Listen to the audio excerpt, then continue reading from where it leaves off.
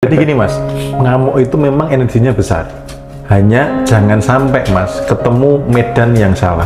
Oke. Terutama teman-teman yang misalkan kayak korban perceraian, disepelekan di masa kecil. Kalau dia berada di medan tepat, itu melesatnya lumayan mas. Oke. Tapi kalau dia di medan yang salah, itu ngamuknya juga luar biasa mas.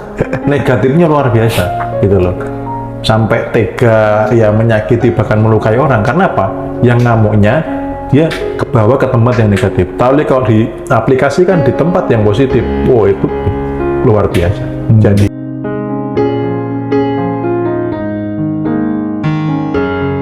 Jadi saran yang pertama untuk jodoh itu perbaiki dulu hubungan dengan orang tua.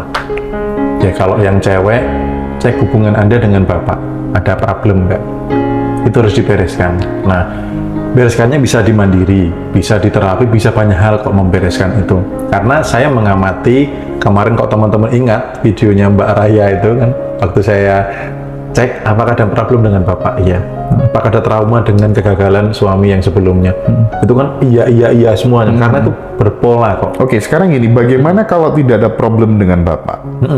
Tidak ada problem dengan suami yang masa lalu? Karena saya secara pribadi melihatnya itu karena soal mainstream aja, cara berpikir yang salah aja. Sebenarnya memang dia nggak pengen dapat jodoh aja kalau ditelusuri. Itu hipotesa saya, kecurigaan saya begitu Om Bimo. Gimana itu beresinnya? Jadi makanya kita rute dulu di awal, karena kebanyakan pola adalah biasanya ada problem dengan orang tua dulu. Nah ketika itu sudah clear, maka kita ke next stepnya.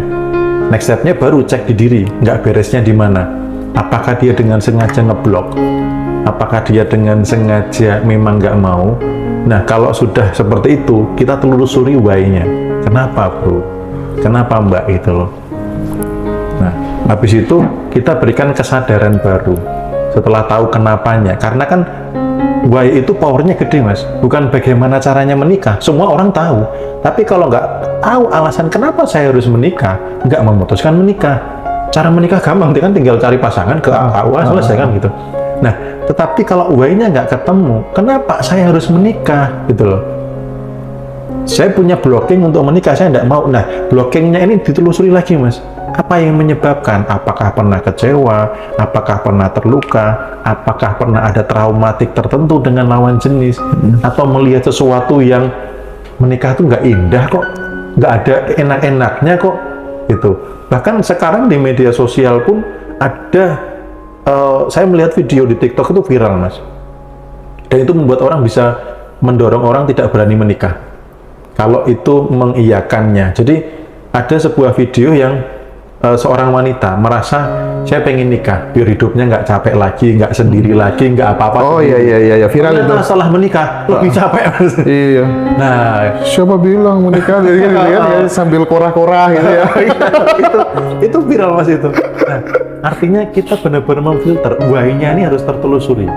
Kalau why-nya ini clear, kita mikirnya jangka panjang, ya. Akhirnya kan manusia itu hanya mencari nikmat, menghindari sengsara. Nah, rumusnya itu inti dari Tung Desawaringin belajar dari Anthony Robbins. Jadi manusia hanya mencari nikmat, menghindari sengsara. Nalurinya itu, naluri hewaninya dalam tanda kutip.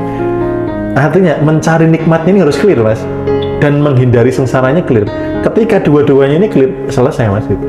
Dia akan jalan ke arah yang menikah tadi, tapi diklirkan dulu. Nikmatnya clear, menghindari sengsara. Sengsaranya apa? Kalau hidup sendiri, di masa tua, dan lain sebagainya, ya.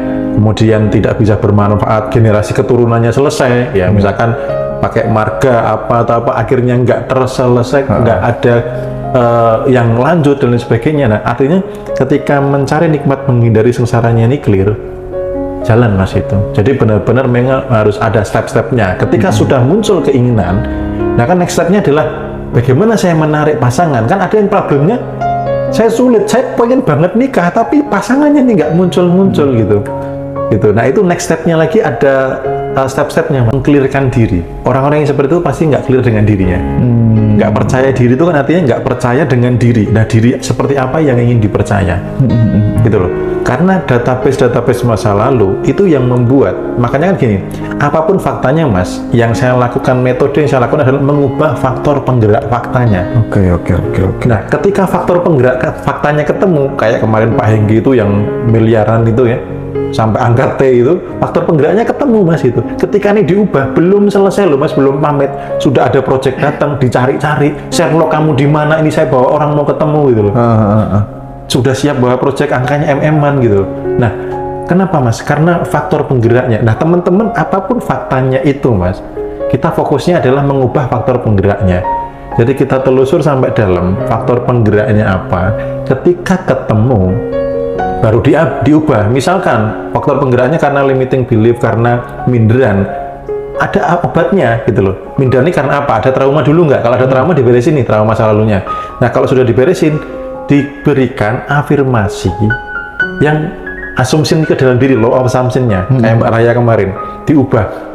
Bukan lagi saya yang di mata orang itu hanya diinginkan fisiknya, tetapi saya adalah yang coba jodoh kan gitu.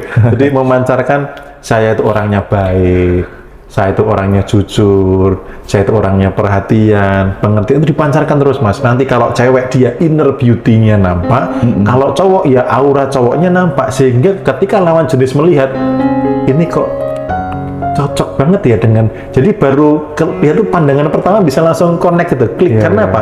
Afirmasi dari dalam ini. Nah, orang-orang yang minder yang ini kan biasanya Mas, dia kekurangan pupuk di masa kecil, kurang pujian. Biasanya. Kurang pujian dari orang tua. Benar.